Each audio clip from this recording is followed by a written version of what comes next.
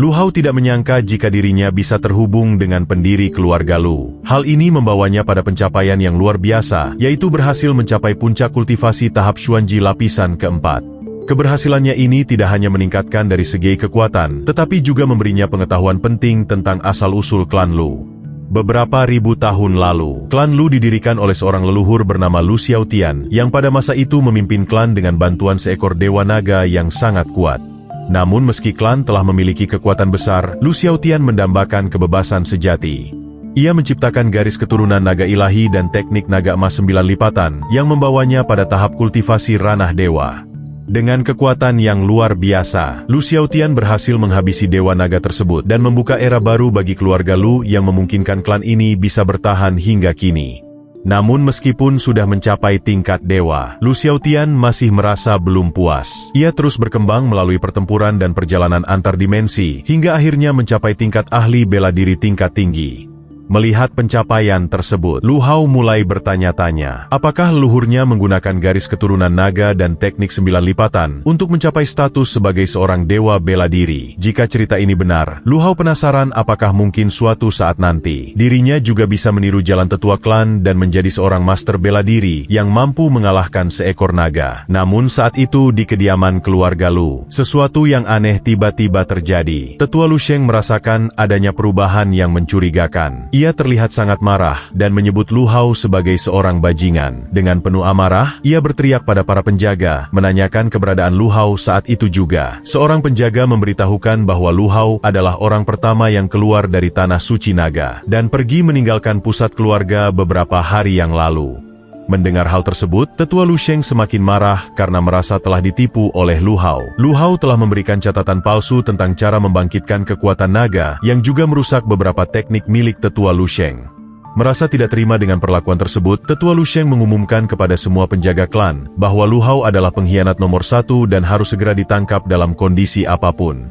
Setengah bulan kemudian, Lu Hao berada di Fengzang Tower untuk beristirahat. Ia merasa sangat beruntung telah mendapatkan kuali legendaris dari tetua klan, meskipun peta harta karunnya masih belum terlalu jelas apakah asli atau palsu. Namun ia bersyukur karena telah berhati-hati dan tidak menyerahkan metode untuk membangkitkan garis keturunan naga ilahi. Saat itu Lu Hao masih belum mengetahui keberadaan orang tuanya, jadi ia memutuskan untuk fokus mencari harta karun dan menjadi lebih kuat terlebih dahulu.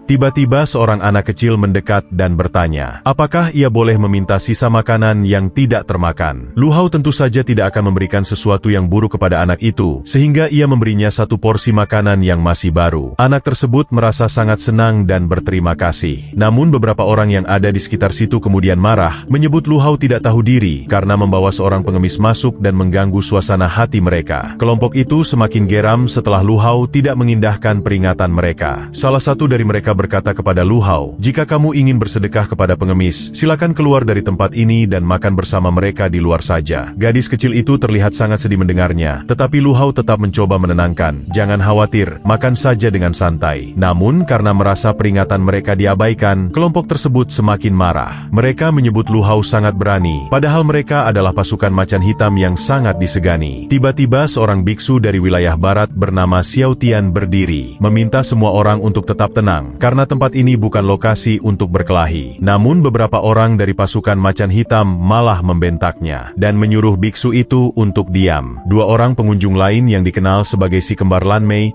juga tidak senang dengan keributan ini. Mereka merasa, seseorang harus saling menghormati saat makan. Melihat ketegangan yang semakin meningkat, pemilik penginapan yang bernama Hualian, mencoba menenangkan situasi dengan menawarkan minuman gratis kepada semua orang. Namun menurut salah satu anggota macan hitam, pemilik penginapan sudah terlambat untuk ikut campur karena suasana sudah rusak. Akhirnya ketua kelompok macan hitam menyuruh anggotanya untuk menghabisi Lu Hao dan gadis pengemis itu. Si kembar Lan Mei langsung berdiri dan meminta pasukan macan hitam untuk tidak mengganggu anak kecil tersebut. Begitu juga dengan biksu Xiaotian yang merasa tidak bisa hanya berdiam diri melihat pelanggaran akan terjadi. Kelompok macan hitam dengan tegas mengatakan bahwa siapapun yang berani mengganggu mereka akan segera dihabisi. Gadis pengemis itu jelas merasa sangat takut, namun Lu Hao tidak tinggal diam. Dengan jurus api burung vermilion, ia langsung menyerang mereka dan membuat anggota kelompok tersebut terlempar ke belakang dengan sangat keras. Lu Hao lalu berkata kepada gadis kecil itu, jangan takut, mereka tidak ada apa-apanya. semuanya. Salah satu anggota macan hitam terkejut, ternyata anak laki-laki di hadapan mereka memiliki kekuatan yang cukup hebat. Pemilik penginapan berbicara dengan suara halus sekali lagi, menyuruh semua orang untuk menahan emosi. Karena merasa tidak bisa menang, anggota pasukan macan hitam akhirnya pura-pura mengikuti perintah Hualian. Biksu Xiaotian merasa senang, mengatakan bahwa lebih baik seperti ini daripada saling menyerang hanya karena seorang anak kecil. Lan Mei dengan nada mengejek menyebut bahwa si biksu memiliki cara unik dalam berbicara kepada seekor monyet, di mana hal itu membuat kelompok macan hitam merasa sangat malu. Akhirnya perkelahian bisa diredam. Lu Hao kembali meminta gadis kecil itu untuk makan dengan tenang. Sambil melihat kondisi anak tersebut, Lu Hao merenung, merasa jika dirinya tidak membangkitkan kekuatan naga ilahi, kondisi dirinya mungkin lebih buruk daripada gadis itu. Pemilik penginapan kemudian mendekat dan menyebut Lu Hao sebagai seorang pahlawan, memberinya secangkir minuman keras. Hualian semakin menempel dan menggoda Lu Hao, yang membuat pengunjung lain cemburu. Mereka penasaran, mengapa pemilik penginapan bisa begitu dekat dengan pendatang baru. Lu Hao yang merasa ada sesuatu yang tidak beres, langsung memegang tangan Hualian dan berkata, "Meminum anggur biasanya tidak perlu menggunakan tangan." Ternyata Lu Hao sudah mengetahui bahwa Hualian sedang melakukan sesuatu. Wanita itu terkejut, karena Lu Hao tidak terpengaruh oleh jurus kabut anggrek dan pikirannya tetap jernih. Hualian berpura-pura manis dan menyebut Lu Hao cukup nakal, padahal dalam hatinya, ia merasa bahwa Lu Hao adalah orang yang cukup sulit untuk dibodohi. Sambil berjalan pergi, Hualian masih mencoba menggoda Lu Hao, menyuruhnya untuk datang ke kamarnya malam ini jika Lu Hao punya nyali. Namun beberapa pengunjung mulai merasa tidak asing dengan Lu Hao, seperti mereka pernah melihatnya di tempat lain sebelumnya. Pemimpin kelompok macan hitam yang tadi juga menyadari hal itu, dan setelah mengingatnya, ia baru sadar bahwa orang yang ada di depannya adalah buronan dari keluarga Lu, di mana ia langsung menyerang Lu Hao dengan rantai. Hadiah untuk siapa saja yang bisa menangkapnya adalah 1000 koin emas, dan ketua kelompok macan hitam menyuruh orang-orang di tempat itu untuk membantu. Jika mereka berhasil, hadiahnya akan dibagi rata. Mendengar hal tersebut, semua orang menjadi sangat bersemangat dan langsung mengaktifkan cakra mereka. Lu Hao tampak santai menghadapi situasi tersebut. Lan Mei yang tidak tahan melihat perilaku orang-orang yang hanya berani keroyokan, langsung berdiri dan ingin mencoba melawan. Namun saudaranya Lan Mei memintanya untuk tetap tenang, dan mengatakan bahwa Lu Hao tidak membutuhkan bantuan apapun. Dengan mengaktifkan cakra naga, Lu Hao siap untuk bertarung, meskipun ia sedikit ragu apakah orang-orang ini memang bisa mengalahkannya. Pemimpin kelompok macan hitam cukup percaya diri, meskipun ia tahu bahwa ia tidak bisa menang jika bertarung 1 lawan 1. Namun dengan jumlah orang sebanyak ini, ia yakin mereka bisa menangkap buronan tersebut. Lu Hao memusatkan kekuatan spiritual di tangan, yang membuat pemimpin pasukan macan hitam bingung. Dalam ukuran kecil dan sedikit samar, bentuk naga emas mulai terbentuk, dan kemudian menghantam dengan sangat keras, bahkan membuat orang tersebut terlempar keluar. Orang itu langsung meminta maaf, memohon kepada Lu Hao untuk tidak mendekat, dan ia hanya ingin segera pulang ke rumah. Lu Hao merasa kecewa dan berkata, "Aku sudah siap bertarung habis-habisan, tapi lawanku malah ciut dan ketakutan." Karena sudah terlanjur, akhirnya Lu Hao menghajar pemimpin pasukan macan hitam sekali lagi, membuatnya terluka cukup parah. Namun teman-teman penjahat itu sepertinya masih tetap ingin bertarung. Lu Hao kemudian mendeklarasikan bahwa dirinya akan bertarung sampai habis dengan semua orang yang menantangnya. Tiba-tiba seseorang di kota berteriak memberitahu semua orang bahwa buronan keluarga Lu yang bernama Lu Hao akan melawan siapapun yang menantangnya di hutan luar kota. Semua orang kemudian berlari untuk menonton pertarungan tersebut. Ketika berada di hutan kota Changfeng, Lu Hao sudah bersiap untuk bertarung. Salah satu penantang mengatakan bahwa Lu Hao adalah seorang pengkhianat yang berani menghabisi saudaranya sendiri. Misalnya keluarga Lu tidak membuat sayembara, mereka semua juga tetap akan menangkapnya. Lu Hao meminta semua orang untuk berhenti berbicara dan segera memulai pertarungan. Namun para penantang terlihat ketakutan, dan Lu Hao menyebut mereka sebagai sekumpulan orang munafik. Karena sudah tidak sabar, Lu Hao kemudian mengambil secari kain dan menutup matanya untuk pertarungan ronde pertama. Para penantang sebenarnya cukup terkejut dan marah, karena Lu Hao tampak meremehkan mereka. Menurut Lan Mei, Lu Hao memiliki keberanian yang mengesankan dan terlihat berbeda dengan apa yang tertulis dalam poster. Saudaranya menyebutkan bahwa kebenaran selalu berada di tangan mereka yang berkuasa, jadi keluarga Lu mungkin memiliki motif tersembunyi dalam kasus ini. Akhirnya, ada beberapa orang yang berani bertarung. Mereka membawa pedang berukuran besar dan siap melawan Lu Hao. Lu Hao tahu bahwa lawan pertamanya berjumlah 10 orang, dan ia tidak merasa merasa khawatir dengan hal itu. Dengan sangat cepat, Lu Hao menghajar semuanya, dan sambil tersenyum sedikit ia berkata, siapa selanjutnya yang ingin mencoba? Tentu saja para penantang menjadi sangat takut karena melawan 10 orang saja bisa dilakukan dengan sangat mudah, apalagi jika berhadapan 1 lawan 1. Lan Mei menyebutkan bahwa apa yang dilakukan Lu Hao sangat efisien, dan ia sangat menyukai pertarungan seperti ini. Biksu yang ikut menonton merasa cukup kagum. Sepertinya anak itu ingin menciptakan sebuah tempat untuk dirinya sendiri. Namun ia tetap berharap bahwa suatu hari nanti ia bisa mengajari Lu Hao untuk berbuat baik dan menunjukkan kepadanya sebuah kitab suci. Lan Mei kemudian bertanya kepada si biksu, bagaimana kamu tahu bahwa Lu Hao memiliki niat seperti itu? Si biksu menjawab, seorang biksu yang rendah hati dan bijaksana, secara alami bisa melihat ke dalam hati seseorang. Tiba-tiba dari arah atas, seseorang yang berasal dari aliansi darah mengatakan bahwa ia ingin bergabung dalam acara tersebut.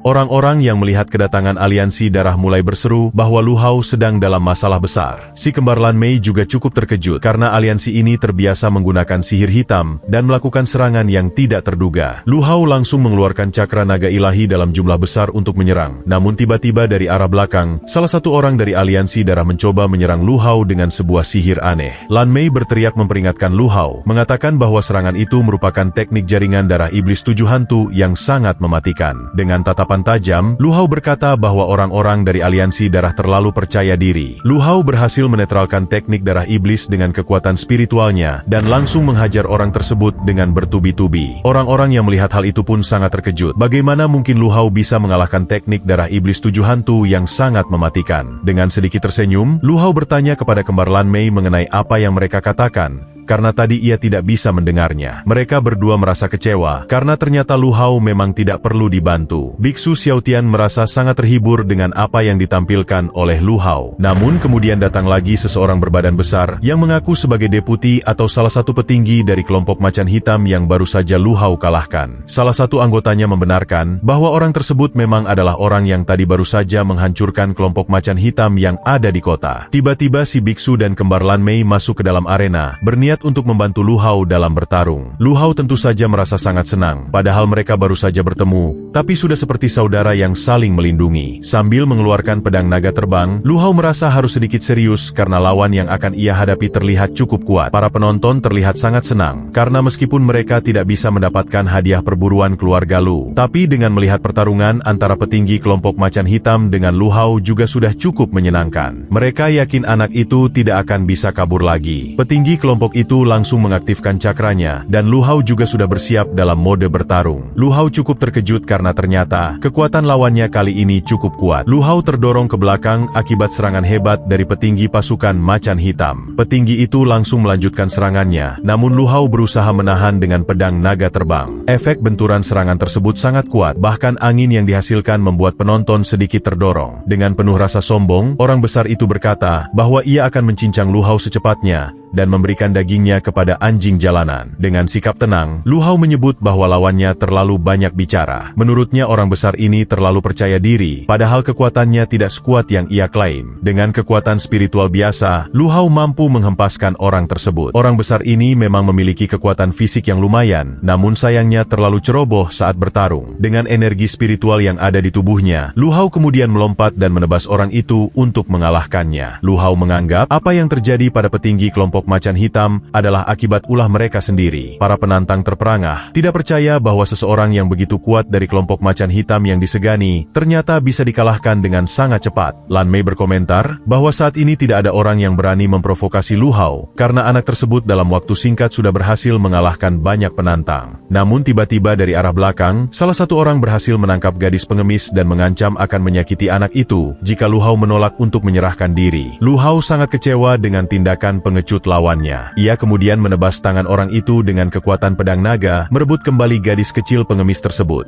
Masalah ternyata belum selesai. Gadis itu berteriak, memperingatkan Lu Hao bahwa ada serangan datang dari belakang. Karena terlalu cepat, Lu Hao tidak bisa menghindar. Serangan tersebut berasal dari anggota aliansi darah yang lain. Orang itu mengklaim bahwa jurusnya yang tadi bernama segel darah, dan Lu Hao akan merasakan sakit luar biasa jika terkena serangan tersebut. Melihat Lu Hao yang kesakitan, orang-orang mengira bahwa Lu Hao akan segera jatuh di tangan aliansi darah. Orang itu menjelaskan bahwa saat ini keluarga Lu telah menambah jumlah hadiah buronan, yaitu 100 batu vena bumi jika berhasil menangkap Lu Hao hidup-hidup. Namun daripada mengejar hadiah tersebut, aliansi darah lebih berminat untuk mengambil berbagai harta yang ada di tubuh Lu Hao. Serangan itu kembali diluncurkan, namun sebelum mengenai Lu Hao, si biksu Xiao Tian menggunakan kekuatan miliknya untuk menahan serangan tersebut, di mana membuat lawannya terlempar ke belakang dan merasa kesakitan. Xiao Tian berhasil mengamankan gadis kecil itu agar tidak terluka, dan menitipkannya kepada penduduk yang ada di tempat itu. Merasa tidak terima, murid aliansi darah langsung melompat untuk menyerang Xiao Tian. Namun saat itu si biksu langsung mengeluarkan cakra spiritual